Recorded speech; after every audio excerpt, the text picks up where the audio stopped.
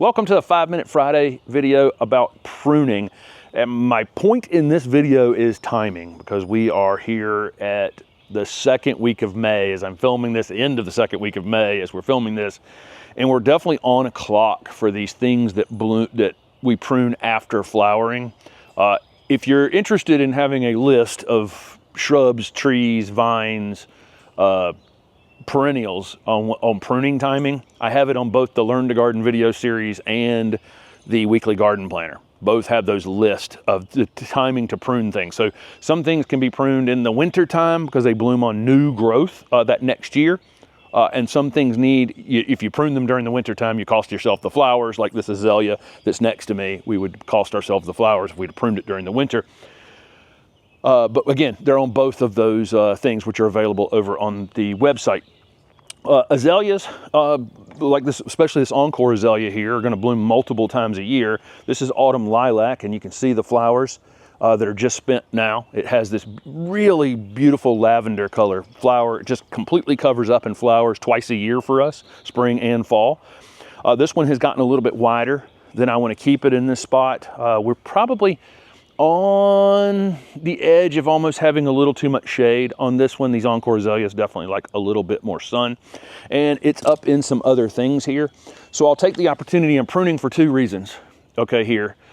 Number one, I'm trying to get more flowers on it. So the more, when I make a cut, you know, in a spot like this, on the stem, if you'll bring the camera over here, Steph.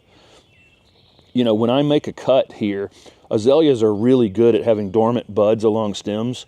When I make a cut here, I'm going to branch this thing potentially in 3-4 different places, okay? And, you know, when that happens, each of those will form buds on the end for fall flowers. So I can actually increase the flowering by pruning. I can also size control it and take off kind of crazy limbs at the same time if the plant's in a spot that I need to size control it. You're not hurting the plant at all doing this. There are some plants in the world you don't want to be, be pruning on like this, but azaleas are very receptive to pruning.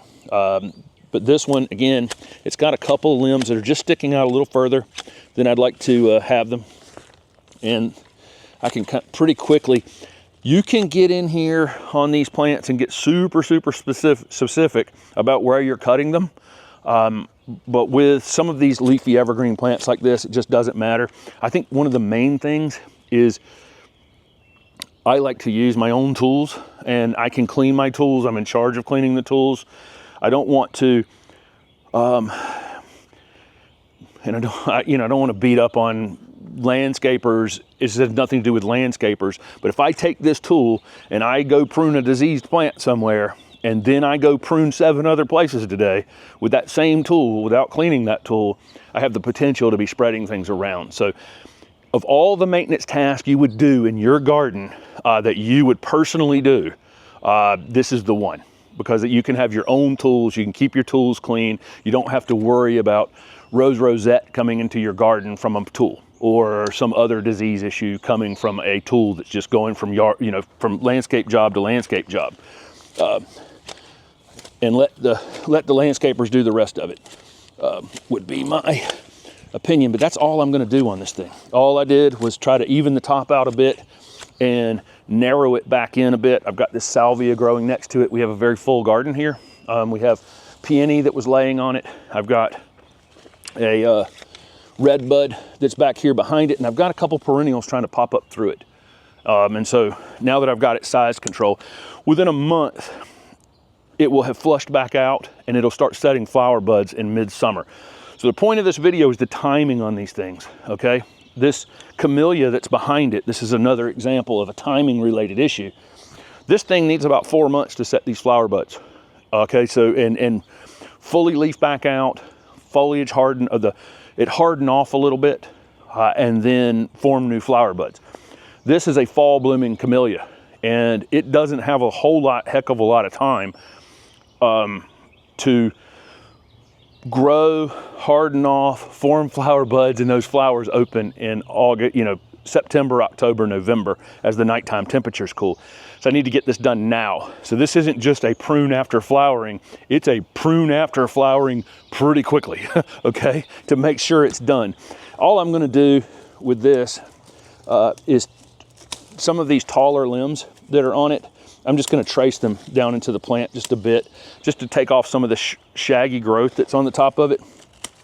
And then I'm actually gonna narrow it in just a bit. And I know all of these 5 Minute Friday videos are longer than 5 minutes, and Steph just told me we're a little over 5, but I figure I'll show you at least 2 plants in this video, how I prune them before it's over with.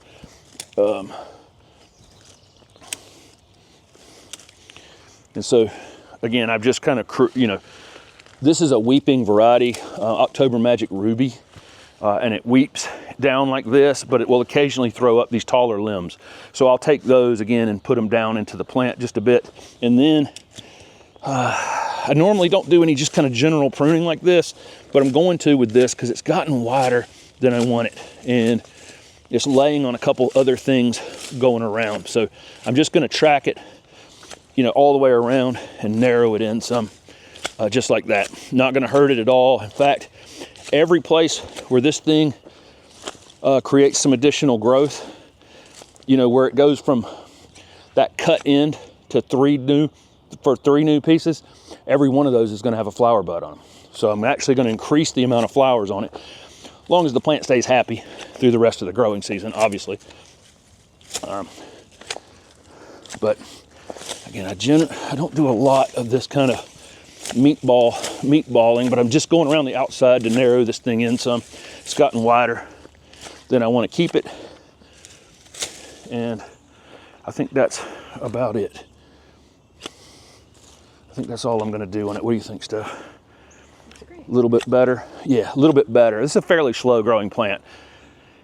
It'll come back out 5 or 6 inches, set flower buds, bloom in October, November, and then sometime in the spring, again, next year, I'll probably size control it just a little bit again. Not hurting the plant in any way. I'm increasing the amount of flowers I'm going to get. I'm allowing other things around it to be much happier than they would have been with this thing laying completely on top of it. I'm getting some air movement around it, so insect disease problems, rabbits can't hide in here as easily, all those kinds of things I'm hopefully helping with by size controlling the plant a little bit. But if you have any pruning to do, the sooner you do it, the better, because once we get into consistent mid 90-degree temperatures that we'll have here in Raleigh, when I'm taking this material off, I have the potential to burn the foliage underneath it, and they also the plant may not have enough time to fully leaf back out and harden off, protect itself for next winter, and set flower buds to flower again next year or maybe later this year in the case of these two. Thanks for watching.